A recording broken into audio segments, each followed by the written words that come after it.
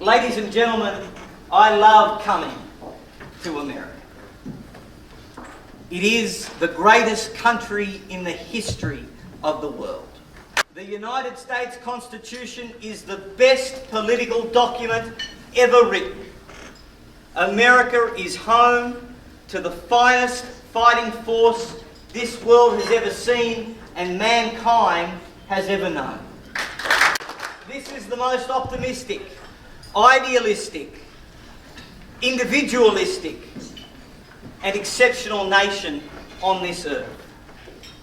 But I have never seen America as sick as it is today. I have never seen the world as dangerous as it is today. And I have never seen Americans as worried as they are today. Let me begin where I will end. We must win, and we will win. Yeah!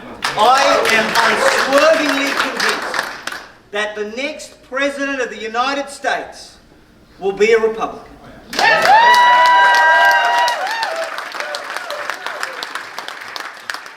And I believe that that person will be a great president, and that they will end the waste, pay back the debt, limit the government, axe political correctness, protect the borders, preserve Judeo-Christian traditions, end the culture of entitlement, cut taxes, exercise fidelity to the Constitution, and keep the peace through unquestioned military advantage.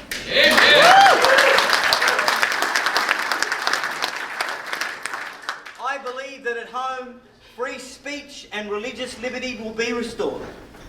And I believe that abroad, America will once more be feared and respected, and will freeze the sweat and chill the bones of men who aspire to tyranny. Yeah! I believe that political correctness will be relegated to the dustbin of history, rendered no more than an obscure footnote in a dusty book on the lowest shelf in a third-rate library, because that's exactly where it belongs. Yeah. I believe American self-belief will prove to be the flame that could not be snuffed out. I believe that American exceptionalism will inject new life into the veins of Western civilization, undaunted by challenge, unwearied by the odds, and unstained by the perpetual attacks that its opponents level on it. Ladies and gentlemen, we will be happy warriors. We will be undaunted by the odds. We will be unwearied by the challenge.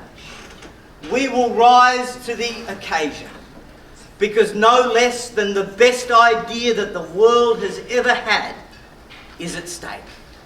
America. America is the indispensable nation of this world. Without America, the world would be covered in darkness. But ladies and gentlemen, we will not be quiet. For stories of freedom are never quiet. They are loud. In fact, they are deafening. It is tyranny that calls for silence.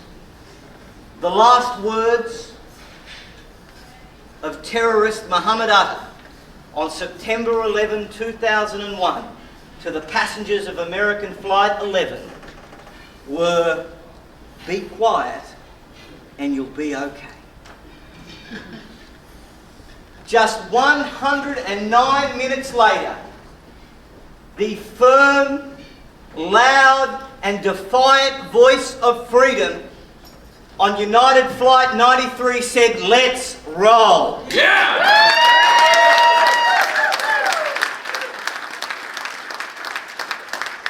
In just 109 minutes, the most deadly form of terrorism ever conceived had been deconstructed, thwarted, unengineered, and thrown into the waste bin by freedom fighters, by Americans, in 109 minutes.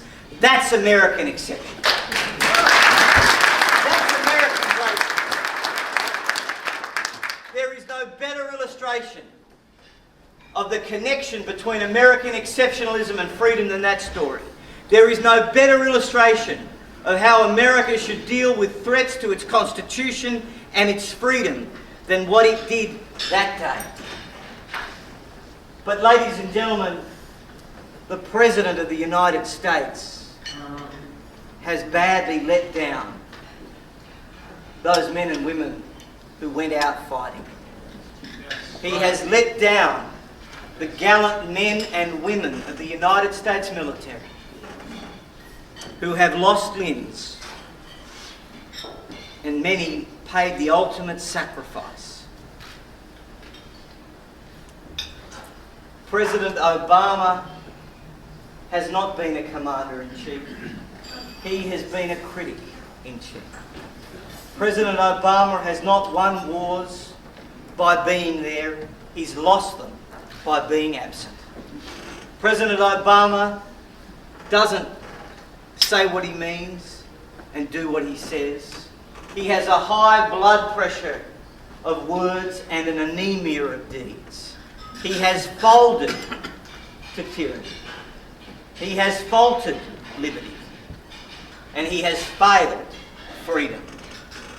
And that is why it is so critically important that the next person that is the President of not just America, but as the American President is, the President of the world. Yeah.